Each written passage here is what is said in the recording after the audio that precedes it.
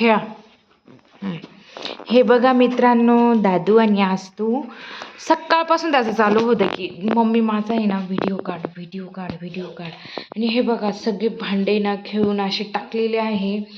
आणि म्हणजे नाही का, आपण असा विचार करतो आपण 10 वेळा ते भांडे वगैरे आवरणार, पसारा वगैरे आवरायचा आणि परत हे करणार.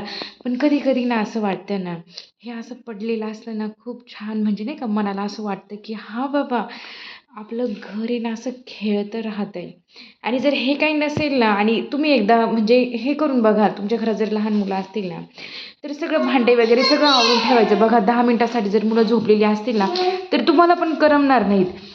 माझी मम्मी ना मी जेव्हा मम्मीच्या घरी जाते ना तेव्हा ती म्हणत असते, राहू दे ग, सगळे भांडे ना असे पडलेले राहू दे आणि त्यांची खेळणी पण ना अशी पडलेली राहू दे. आता मुलं मोठी झाली आहेत, त्यांच्या त्यांच्या घरी गेलीत आणि मुली पण मोठ्या होऊन लग्न करून त्यांच्या त्यांच्या घरी गेलेल्या आहेत.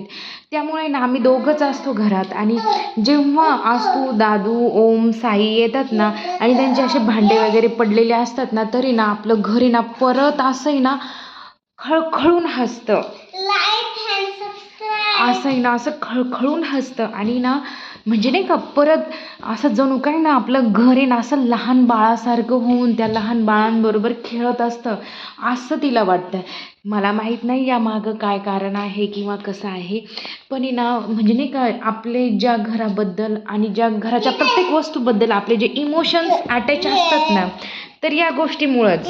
म्हणून आहे ना तुम्ही ना ठीक आहे बाबा, खूप असं क्लीन वगैरे घर एकदम छानच असतं ना, पण जे मुलं असतात ना छोटे, तर त्यांना आहे ना कधी रोकटोक करत जाऊ नका की तू हेच करू नको, तू तेच करू नको, आणि तू असंच का केलं, आणि तू हे इथंच का ठेवलं, आणि तू असंच का करतोय, तू बॅग इथंच का ठेवली.